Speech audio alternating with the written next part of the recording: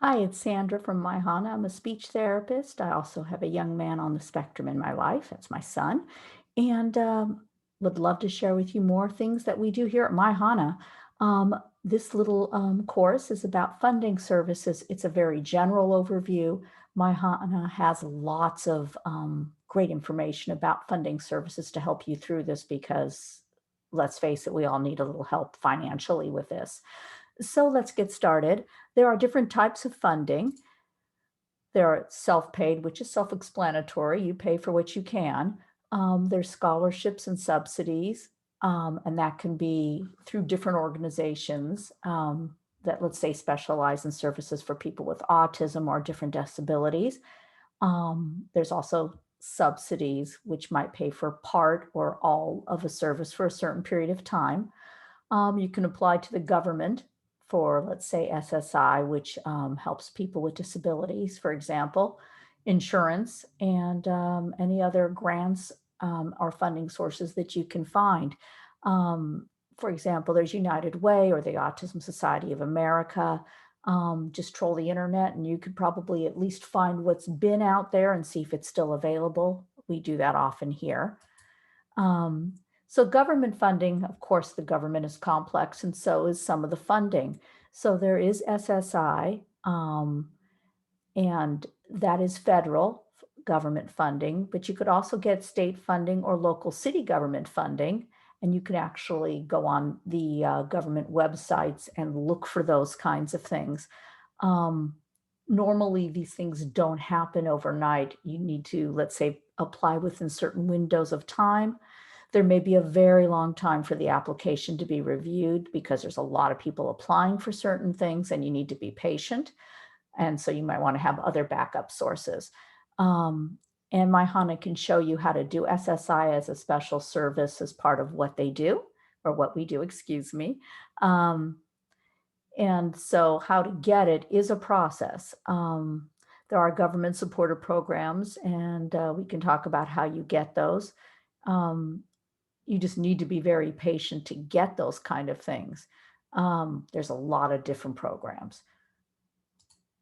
There's of course private insurance, and there's differences on those. But if you have, let's say, insurance through your job, they may or may not cover some of your autism services, and they may only do it for a certain period of time. For instance, when my son was younger and he had a diagnosis, of course, at the age of 3, um, we had a, I won't say the name of the company, but they were paying for most of his speech therapy. And then when he reached the age of 6, it was literally like, who is he and why are we doing this?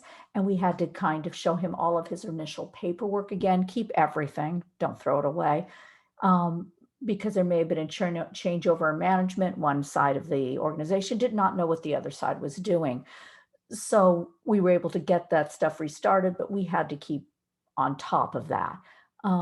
There are differences also state by state as to what you can get for private insurances, and figure out even through the vendor, which vendors do you take? So they might not take, for example, Aetna. Some places may not use Aetna, other sources or other, let's say, therapy clinics might. So you'll need to check into that as well. Um, and Medicaid, which I also work with, is a government insurance that professionally, most of the patients I see here in Texas use Medicaid.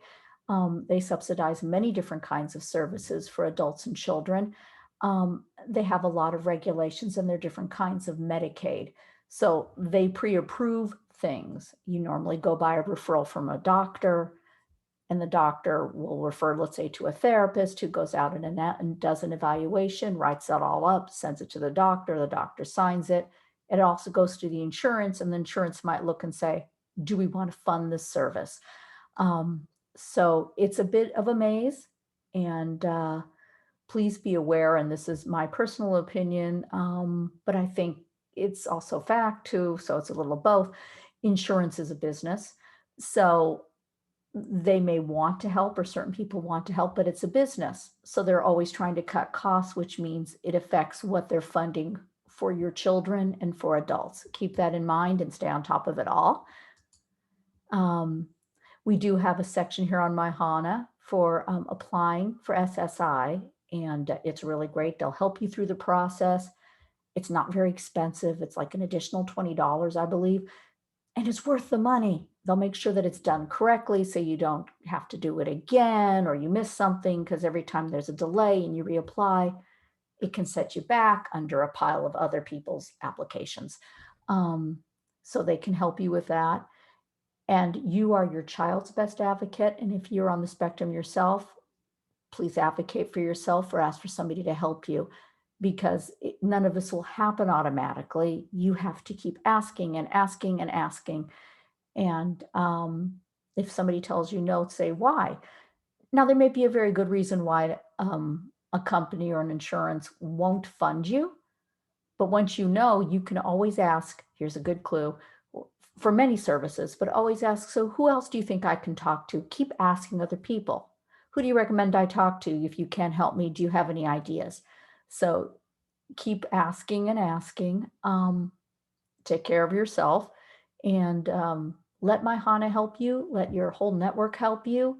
Let your family, your friends, as far as helping you ask various people if they're willing, and take care of yourself and keep working on the road to getting the help you need, not only for therapy, but for setting up financial services for various life needs that your child might have as they get older, like housing and that kind of thing.